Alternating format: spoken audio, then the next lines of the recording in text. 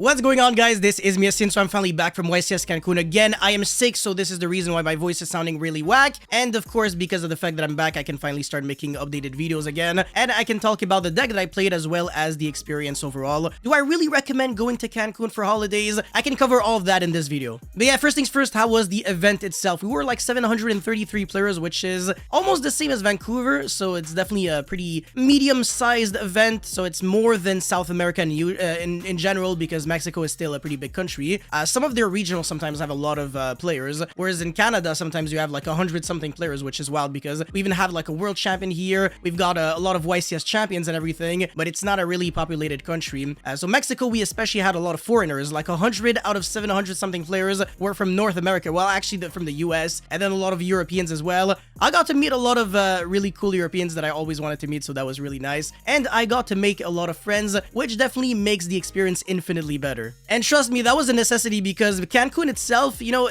even though I have a lot of really cool things to say about the city, it's not as good as people might make you seem to, you know, believe, because the beach is like tier 0. Like the water is insane, the sand's crazy. Obviously, when you're swimming, the weather is really nice, but everything else I want to say was kind of garbage, honestly. Like when it comes to food and when it comes to like administration, like you know, the people working in hotels and everything, it's always like garbage quality service. Like everyone's just so unprofessional, everyone just sucks at their job, they're really slow at what they're doing. Like, my bad, but I really have to say it, that's the truth. You're paying a lot for very little, so it's really sad because you would expect so much more coming from such a touristic place, you know, like Cancun. Everybody keeps talking about Cancun, and unfortunately I'm here to say that even though a lot of people say that it's good, it's the kind of experience that I don't really recommend to, you know, most people, and it's also not a really family-friendly place either, so definitely do keep that in mind. But yeah, again, I still enjoy the beach, although again, I would not come back here ever again.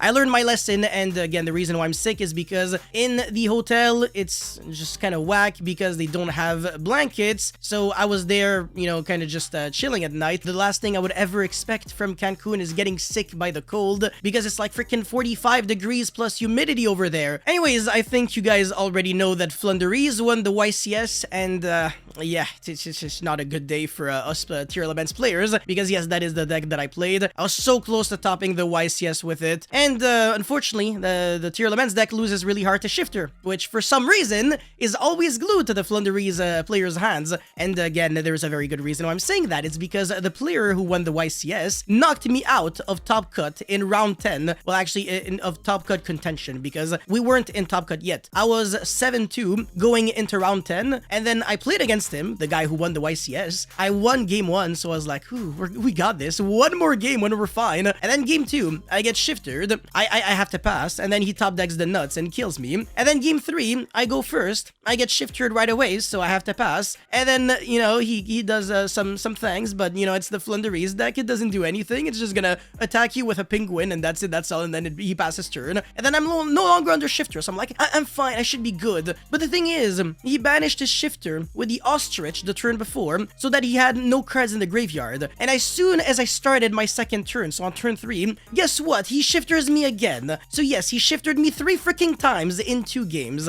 So yeah, for everyone who thinks that Floowandereeze is a good deck and probably a revolutionary deck, don't go thinking that this is the case, because again, that player, he kept drawing shifter against me. He drew shifter 3 times in 2 games, and he was also drawing very good hands against, you know, me and the other players. So I think this might kind of be a skewed representation. I really don't think Floowandereeze is that good of a deck, but one thing that I will have to say is that it is an extremely good meta call in an Unchained format, so I will definitely have to give him credit for that. It is definitely the kind of deck that I do recommend playing when everybody's playing Unchained, and he was actually getting like free wins left and right against his Unchained matchup, so definitely something very good for the deck. Yeah, anyways, without further ado, let's get in my tier elements deck profile. Alright, so again, this is the tier elements deck list that I used at YCS Cancun. Again, I lost on the bubble. I was 1 duel away from topping the YCS, and I would have been the only tier elements player in top cut if I topped, so it's just really unfortunate. My 2 losses, well, I mean, I had 3 losses. 2 of my 3 losses were, again, the guy who won the YCS, the Floowandereeze guy, and then the second one was Max Reynolds, who got 2nd place, and the other loss was actually a tier elements mirror match, and he was also very close to topping the YCS because he lost out on top 10 round 10 just like me. But yeah, this really just goes to show how good the Tier Elements deck is, especially moving forward, because the Kashtira deck is no longer a thing, which means that we can stop playing a lot of the garbage cards that we just had to play before in order to counter the deck. But yeah, the Unchained matchup is just so convenient. It's so good because most of their interruptions just don't really line up against you. They don't do much. You know, like the Caesar, whatever, it's kind of good, but at least you can chain block when you're fusion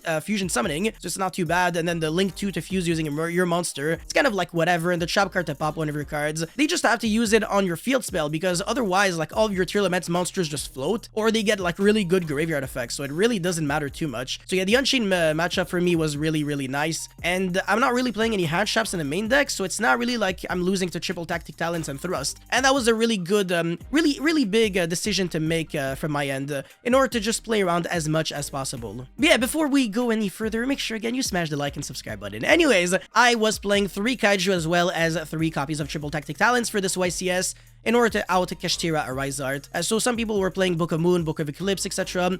You can't really play those cards, and the reason for that is because they do not help your consistency whatsoever. Radiant, on the other hand, is a Dark Fiend monster, which means that when you're fusion summoning with your tier effects, you can at least use it to make Mud Dragon of the Swamp, and that facilitates an Abyss Dweller play against Unchained, which is extremely relevant. Trust me, it came up several times, and that was the reason why I was able to win my Unchained matchups. So yeah, you do have to play Radiant just because of that. Now, moving forward, I don't even think I'm gonna be playing Radiant or Book of Moon or Book of Eclipse, because the format's gonna change so much now that there's no Arise Art, so you can afford to make this deck way more aggressive. Anyways, I'm also going to be talking about the things that I kind of regret from my deck list. Anyways, 3 copies of Tier Elements Kashtira. This card's good, but sometimes your hand kind of sucks and your only play is to special summon Tier Elements Kashtira from the hand and banish a card from your hand. That's not great, but sometimes people, they make the wrong read and they just ash this because they think I'm desperate, and then I'm like, okay, yeah, well, I mean, normal summon something else and then keep playing, but whatever, the majority of the time that doesn't work. Anyways, One Shot Beast. This card is an unsearchable one-of that you have to mill in order to make El Shadow Winda. Not gonna lie, this didn't really come up too often. As a matter of fact, El Shadow Winda was just more of a flex. Every single time I was in a position where I could make Winda, I was winning anyways,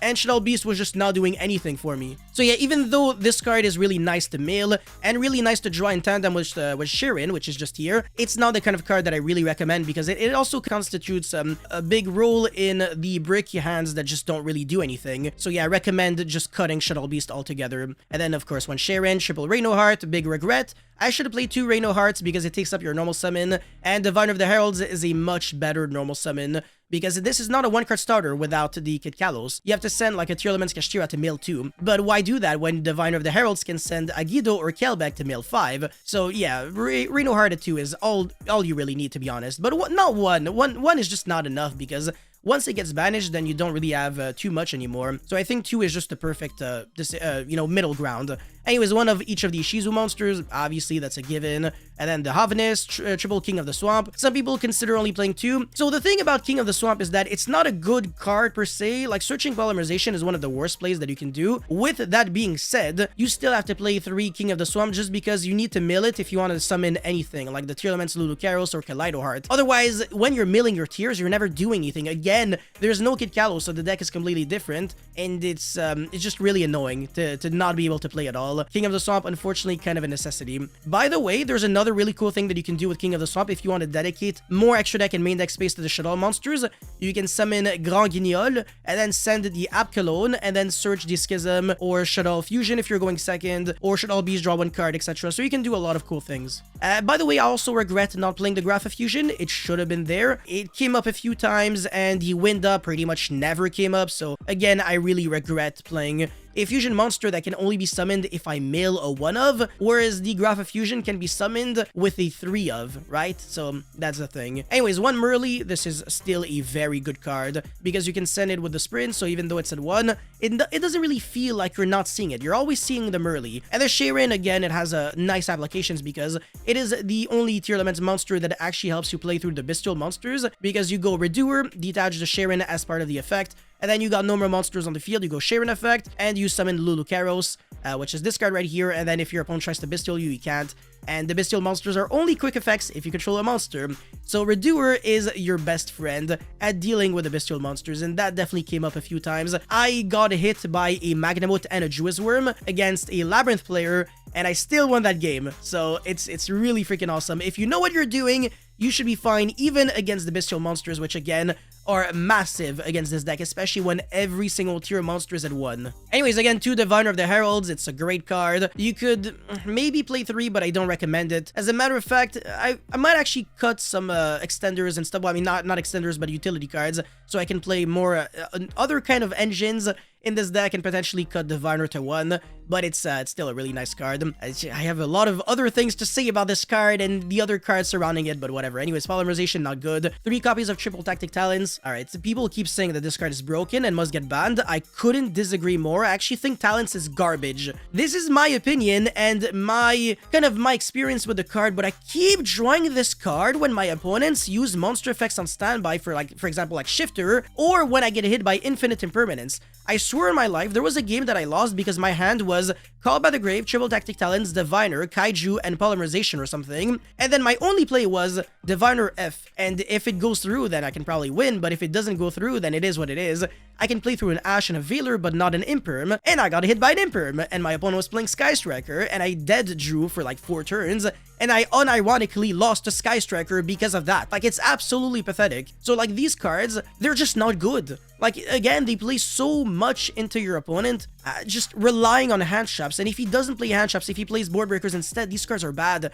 At least going first. And going second, Call by the Grave, not the greatest, honestly. And Triple Tactic Talons, just like, okay, sure, you're stealing a monster, but if you're playing so many copies, you might just break on multiples, and then it defeats the purpose of playing multiple copies of a really good card. I kept breaking on this card, it was annoying. But you just have to, otherwise you lose to a Rise Art, because your engine doesn't deal with Kashtira Rise Art. And that's the frustrating thing about the Tier Laments deck. So yeah, that's the reason why the Radiant Kaiju and the Talons were just must play, but this card just still sucked so much. But yeah, Call by the Grave, just as bad, I'm not gonna lie. Terraforming, I kinda wish I played the Kashtira Field Spell with Fenrir, but maybe not, because then it's like, it's not really a Tier Lament starter, and also what else am I cutting? Maybe like the 3rd Talents and the Call by the Grave. But then I have no answer to Shifter, but that's an unsearchable one of anyways. So yeah, I do regret a lot of things about my my decision making for this deck list. Again, some of my decisions were great, and some others were just really bad, and these were like the bad ones. Call by the Grave, Talents, and well, the Kaiju was fine actually. Anyways, Foolish Burial, great card, you have to play it. Tier Lament's Heartbeats, fantastic card. Gets to recycle back your traps from the grave, and also it is a, not really searchable. I mean, you can technically search it with a graveyard effect of Chibi Karma, but with this card you can get rid of your opponent's spells and traps, and it doesn't destroy, so that's pretty cool. Anyways, Triple Scream, 3 was too much. I think 2 is the perfect number. So you can activate one and then mill the other and then get yourself a trap. So that's nice. And then 3 field spell, Chibi Karma. This card is a must, unfortunately, because otherwise you just lack a good card to mill. And when you mill this, you can search the field spell. Another really cool card that you could play is Foolish Burial Goods. This card allows you to play around the Jewel and Logbird, actually. So you would go Foolish Burial Goods, send the Chibi Karma, and then your opponent would, and then you would activate like a field spell or whatever to search, and then you would get a hit by Droll, and then you would chain the graveyard effect of Chibi Karma that you sent with the Foolish Goods, and then you search something else. It's really nice that you can get 2 searches through a Droll and Logbird. Well, I mean, the first one is a given because Droll only hurts you after the first one, but the second one is just a quick effect, so it's a nice interaction. And then the one Meta Noise, which is garbage, absolutely terrible card, but you have to play it for Kashtira, so that's the reason why it was there. But moving forward, we can afford to just not play this card anymore. So yeah, good riddance, because I despise Meta Noise from the bottom of my heart. The best thing about this card was the graveyard effect. That's just to give you an idea of how garbage this card is. Now, Solic is the best card ever. I absolutely love Solic. This card is incredible, but I can't play 3, unfortunately, because then you start breaking. And trust me, again, my worst hands are the hands that have multiple Solics. They're just really bad, because I'm not playing Tier Lament's Grief, and Grief with Solic is a really nice combo, because you get to summon the Reno Heart and then it dies, and then you revive it back, and then you discard the Solic and you go Chilling 1, Chilling 2, or the other way around. You send a tier, and then you search something, and then you play the game, but I did not do that. I also regret not playing Tier Lament's Grief. I think the card is really cool, and you get to use its graveyard effect if you mill it and you banish the Tier Lament's trap card with the effect of Tier Lament's Kashtira. So that is definitely a nice play, but to be fair, I didn't want to play Heartbeats and Grief. I wanted to do one or the other, and I felt like Heartbeats was better. In hindsight, I think I'm wrong. I should have played a Grief instead. So yeah, anyways, for the card deck list, please, for the love of God, never go above 40. You can't afford to do that in the Tier Laments deck because your Tier Laments monsters are one-ofs anyways. You want to mill them as often as possible, and especially the King of the Swamp. Now for the extra deck, I'm not gonna lie, Guardian Chimera almost never came up, but yeah, polymerization into Guardian Chimera was not really real. It barely happened. Anyways, Kaleido Heart, this card is insane, absolutely overpowered. Drago Stapeli, on the other hand, it has a lot of flaws, so I'm not a really big fan. For example, this card loses to Ghost Ogre. Like, you can go effect and negate, and then your opponent chains Ghost Ogre, and the negation of your opponent's monsters is like a continuous thing, so it doesn't even like work, so it's just garbage. Garura was garbage, that is my fault. The only way you can summon Garura is by using 2 actual Tier Elements monsters, and they're all limited, so it's not gonna come up very often, but ironically, I did summon Garura several times, even though this shouldn't be a thing. It's just that my mills were so awkward that sometimes I couldn't do anything else, and I could at least go for Garura and then make a link to like a Dark or a Cross Sheep, and then draw 1 card, and sometimes the draw 1 from Garura was extremely relevant. Anyways, like I said, Winda never came up. Well, I mean, it did, but like, it was not necessary, so Shadal Beast should also go away. And then Mud Dragon of the Swamp, which was insane, so I'm really grateful that I played the Radiance so that I can make that into Dweller and then win against Unchained. So this is not a regret whatsoever. And now I'm playing Baron de Fleur, of course, because of Diviner of the Heralds.